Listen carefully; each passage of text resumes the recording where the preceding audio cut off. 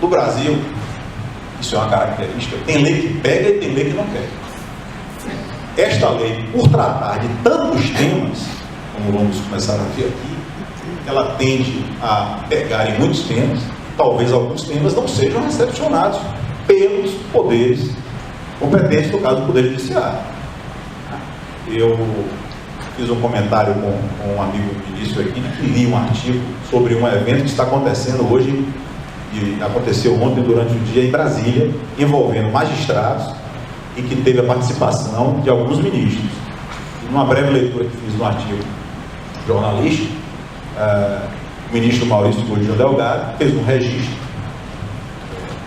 para uma plateia de magistrado, eminentemente de magistrado, em que ele sinaliza, por exemplo, que não é porque a reforma disciplina agora que o autônomo, profissional autônomo que seja registrado como tal, por exemplo, um profissional que tem uma microempresa chamada pejotização, que vocês já devem ter ouvido falar, né? O simples fato dele ser empresa e de ter registro como tal e prestar um serviço contínuo, na nova norma já está estabelecido expressamente que isso não configura relação de emprego. Na interpretação do ministro, isso pouco importa, porque ele entende que os princípios trabalhistas irão prevalecer. E um dos princípios mais tradicionais e comuns, marcantes para o direito do trabalho, é a primazia da realidade. Então, pouco importa, na visão de Maurício Godinho Delgado, se existe um profissional com uma microempresa, PP, ME, limitada, EIRELI. Se ficar demonstrado que aquele profissional presta serviço subordinado técnica e juridicamente, no entendimento dele, o juiz do trabalho poderá deferir o reconhecimento de uma relação de emprego e estabelecer para este profissional todos os direitos. Então, o caso concreto vai ser determinante ainda. Não apenas o fato de uma norma disciplinar que, em sendo autônomo, registrado como tal, essa autonomia estará reconhecida porque na lei assim está expresso. Então já é um indicativo de que as empresas devem se acautelar neste momento em que a lei está para entrar em vigor dentro de aproximadamente 30 dias, no sentido de realizar suas contratações. Então o momento é de estudo, o momento é de discussão, de planejamento, de avaliações em relação a riscos, em relação a eventuais passivos que possam ser gerados por uma escolha infeliz, vamos assim dizer. Há alguns segmentos que já encontram-se em momento de negociação coletiva, Jorge, já estão optando, né, e que pese a nova norma tratar, por exemplo, o fim da outra atividade.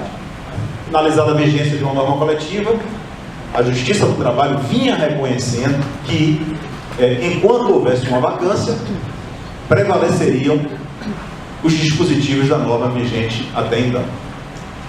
A lei taxativamente põe fim à outra atividade, mas algumas lideranças sindicais já têm se mostrado refratárias a sair modificando todos os direitos estabelecidos nas normas vigentes ou que terminaram sua vigência. Uma forma cautelosa de avaliar o quadro, de ter a expectativa de sentir de que maneira o judiciário brasileiro vai interpretar essa norma. Então, não se recomenda no primeiro momento, porque está expresso na lei no dispositivo, se alterar tudo. Essas mudanças terão que ser graduais, negociadas, ajustadas, alinhadas, para que a relação capital e trabalho, que deverá permanecer, as empresas não existem sem seus profissionais. Por mais que a tecnologia avance, os novos mecanismos de exploração de mão de obra vão existir e vão se dinamizar. Então, o próprio mercado se incumbe de mostrar a necessidade de ajustes.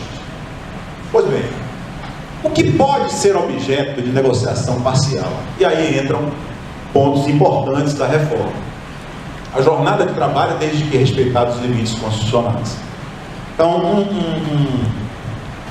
um dado extremamente relevante, principalmente para pequenas, médias empresas, que atuam, muitas vezes, desassistidas dos seus sindicatos, não participam da atividade sindical, a reforma propicia que que através de acordos individuais seja implementada a jornada de 12 por 36. Entendemos como positivo isso, porque o próprio judiciário reconhece a validade dessa jornada, desde que respeitado o intervalo para a jornada, desde que respeitado o intervalo interjornada. Então, na realidade, muita proibição ou restrição que existia passa, com a nova lei, a poder ser implementada. O intervalo intrajornada. Eu estava recentemente numa audiência trabalhista e comentei com um advogado de sindicato laboral que ele foi um dos precursores do sindicato dele, de um dos itens da reforma. Ele me olhou com os olhos arregalados. Como assim? Eu disse, olha, há 15 anos vocês ajustaram com a empresa, através de um acordo coletivo, intervalo de 30 minutos para os trabalhadores da indústria, do polo petroquímico, com a indenização dos 30 minutos supervenientes. Isso está em um acordo coletivo. Foi estabelecido por vontade das partes. O dirigente sindical falou, não, a empresa quis assim. Não, a empresa não quis assim, eu ainda brinquei. Vocês fizeram, vocês subscreveram.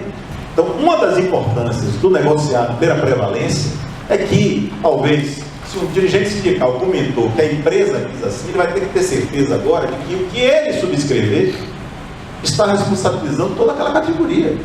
A necessidade do assessoramento jurídico, a qualificação das redações, a clareza do texto, para que não gere dúvida, para que as empresas não tenham o dissabor de receberem ações coletivas posteriormente, em que se criou, muitas vezes, uma possibilidade de se reivindicar determinados direitos, porque faltou a clareza na interpretação da norma. Então, o legislador está definindo e disciplinando agora que o intervalo de 30 minutos é possível, sim. Está definido que isso depende de acordo escrito. Está estabelecido também, para, de certa maneira, nortear essa variedade de decisões, que na eventualidade de supressão de tempo do intervalo, não se vai indenizar na integralidade uma hora com adicional. Vai se indenizar os minutos suprimidos. Porque é sabido que, por mais que haja um controle fiscalizatório das organizações, as empresas, elas, muitas vezes, não conseguem dominar 100% do tempo. E um registro de ponto aponta lá que em uma hora de intervalo, na verdade, está registrado 48 minutos. Não houve intenção lesiva. Muitas vezes ocorre um deslocamento dentro da própria unidade.